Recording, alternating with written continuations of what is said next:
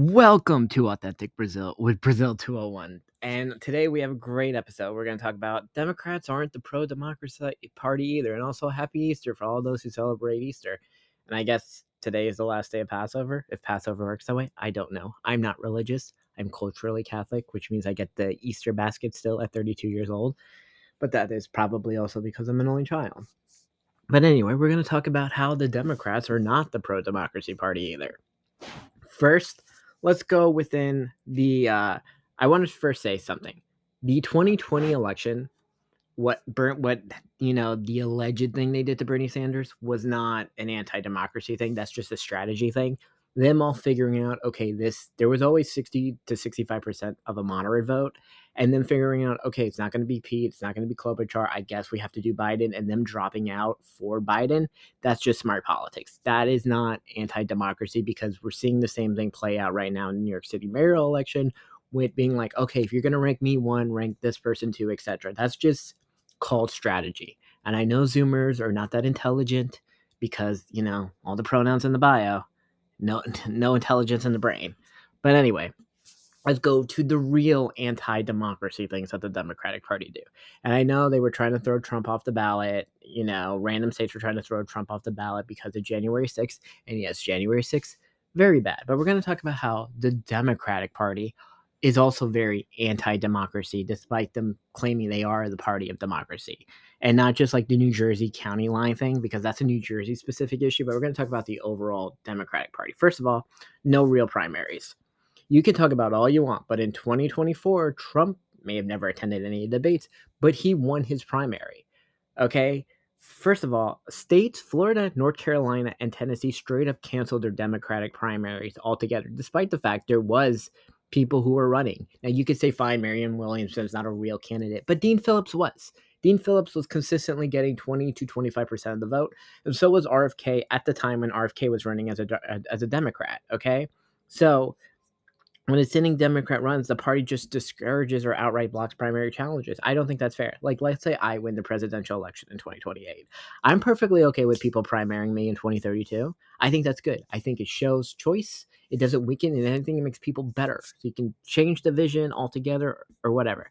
Also, the DNC refused to host primary debates in 2024.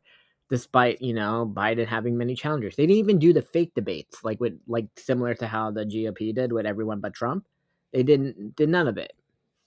Next, in 2016, there was the superdelegate problem, where superdelegates had votes on the first ballot, which basically meant they already got to pick who the candidate won, which, by the way, is very anti-democratic. So all the issues with Bernie in 2016 was real, but even if you exclude the math with the superdelegate math, Bernie wasn't going to beat Hillary. I just want people to understand that.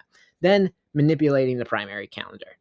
Okay, so in 2024, the DNC moved South Carolina to the front of the 24 primary instead of having Iowa and New Hampshire, which, by the way, is nonsense. If Iowa, New Hampshire, or Iowa are still going first in 2028, which are three states, do not represent any version of the Democratic Party. What do you want to see? It's a party about women, or it's a party that hates men, or a party that's about the working class. None of these states represent that. So I really hope that Keith Williamson or whoever the fuck is in charge of the DNC decides to change the calendar and chooses a state that makes more sense. Michigan, Wisconsin, Pennsylvania, Nevada, Georgia make more sense as states that should go first. Okay, non fucking these. First of all, Iowa, New Hampshire, and fucking South Carolina have the population of basically Staten Island combined. These states are not even fucking Democratic states outside New Hampshire, so they do not fucking matter. Okay, then we have the disdain for independence and third parties. Listen, even if you add up all the people who voted for fucking all the clown candidates like Cornel West or RFK or whatever, that vote wouldn't have went to Harris. So I'm not really, that, but I do know that they were changing the rules mid-race in 2026. Donna Brazile admitted she gave Hillary Clinton debate questions. Fuck Donna Brazile. Also, the delegates in the GOP primary, where winner takes all, Democrat primaries are proportional, which is nonsense. It should be winner take all or winner take all if they win more than 55%. Okay, this is nonsense. The Democratic Party really just puts a lot of things to make sure their boring candidate wins. And look, whether it's me who wins or Shapiro, listen, I know a lot of you think I just want people to understand a woman is not going to be the nominee in 2028, and a Democratic woman is not going to be the first woman president of the United States. Okay? Democratic women candidates are going to be blamed for annoying DEI and HR type policies, and also for a party that can't win men under 35, and that's only going to get worse as men get older. I just hope you realize, yeah, women have to go away. That's just it. Now, yeah, obviously, Schumer, Hospice Joe, Hospice Clyburn, alleged insider trader Nancy Pelosi, you know, people who are knocking at death's door, picking who should run and who should do this. Now, look, Obama, Pelosi, and Chuck were right. We should have had a primary in 2024. Anointing it to Harris when no one believed in Harris was a problem. But, Democrats became a party of identity politics because the whole debate is, oh my God, you can't skip a black woman. Oh no. But guess what? Now we just know a woman is not allowed to be the nominee because we know that, okay, you guys are allowed to run women, but, the average voter is like, yeah, we're not going to pick a woman. Okay? That's just some thoughts on the Democrats are not the pro-democracy party. And you can argue about it saying, well, Republicans do an insurrection. You're right, they do. But Democrats do it more in a corporate way to be anti-democracy.